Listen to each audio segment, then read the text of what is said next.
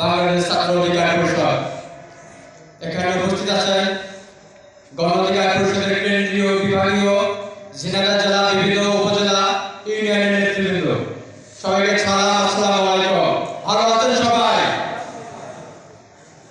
একটি স্বাধীন বাংলাদেশ এই দেশের ছাত্র জনতা এনে দিয়েছে।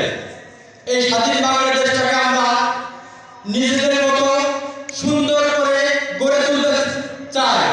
যেমন করে মাটির যে পাত্র, একটা কাদা যেমন থাকলে একটা কুমার তার নিজের ইচ্ছা মতো সে পাত্রটা সুন্দর করে গড়ে তুলতে পারে। আমরা চাই এই তরুণ সমাজ বিভিন্ন রাজনৈতিক লোকদেরকে সাথে নিয়ে এই বাংলাদেশটাকে সুন্দর করতে পারি, যেটা বিগত 54 বছরে কেউ করতে পারেনি। এজন্য আপনাদেরকে সজাগ থাকতে হবে।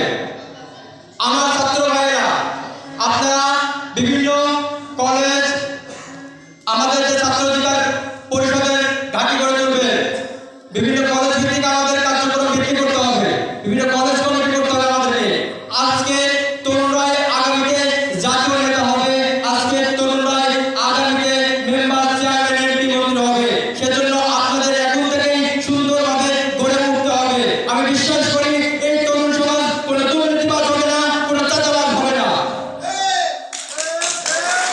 বিগত দিনে যে টেন্ডারবাজি, চাঁদাবাজি, লুটপাট হয়েছে, এই তরুণ সমাজ, এই জেনজি জেনারেশন সেটা করবে না। আমরা সেটা আশা করি। এই বাংলাদেশের জনতা বিশ্বাস করে এই তরুণ সমাজ ভালো কিছু করবে আগামীতে। আপনারা জানেন গণ অধিকার পরিষদ একটি তরুণ নির্ভর সংগঠন, রাজনৈতিক দল, যেটা একমাত্র বাংলাদেশে তরুণ নির্ভর দল, সেটা হচ্ছে গণ অধিকার পরিষদ। আমরা যখন রাজনীতি করেছি এই ছাত্র সংগঠন থেকে, তখন গণ অধিকার পরিষদের প্রতিষ্ঠা হয়েছিল না। তখন নাম ছিল সাধারণ ছাত্র অধিকার সংরক্ষণ পরিষদ। তারপরে চেঞ্জ হয়ে হয় বাংলাদেশ ছাত্র অধিকার পরিষদ। তারপরে যুব সংগঠন আছে, শ্রমিক সংগঠন, পরিশেষে আছে গণ অধিকার পরিষদ। আমরা যখন গণ অধিকার পরিষদ করি, অনেকে টিটকারি মারে গ্রাম করতে। এই সংগঠনে কি করবে? লোক নিয়ে জন নেই। অনেকে বিভিন্ন জায়গায় যখন প্রচারণা যায়, ইউনিয়ন পর্যায়ে জিজ্ঞেস করতে আমাদের মার্কা কি? মার্কা তো বলতে পারি, নিবন্ধন তো পাই। বলতাম মার্কা আসলে সামনে ধৈর্য ধরুন।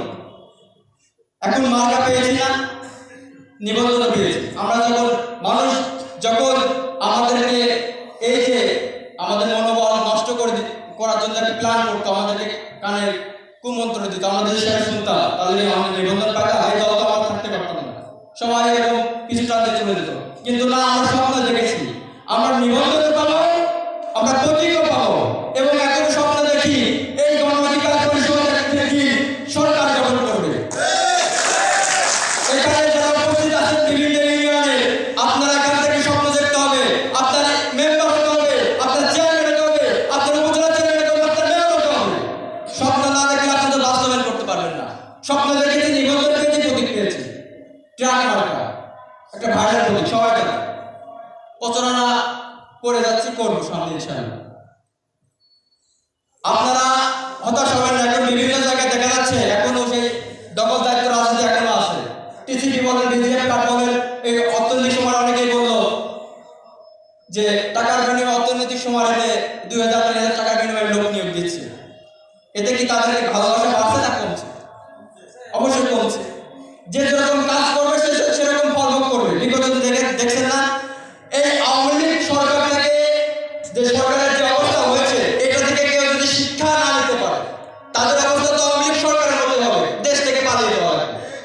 এই গণ অধিকার পরিষদে যদি দুর্নীতি করে, চাঁদাবাজি করে, টেন্ডারবাজি করে, জনগণের পালস যদি না বোঝে, এই গণ অধিকার পরিষদে কেউ ধ্বংস হয়ে যাবে। গণ অধিকার পরিষদে কেউ দেশ থেকে পালাইতে হতে পারে, স্বাভাবিক বিষয়। আমরা জনগণ নিয়ে কাজ করব। জনগণের পালস বুঝতে হবে, জনগণ কি চায়, জনগণ কি চাচ্ছে, জনগণ কেমন নেতা চাচ্ছে, আমাদেরকে সেই রকম নেতা গড়ে তুলতে হবে। আপনারা এখন থেকে আপনারা অনেকেই আপনাদের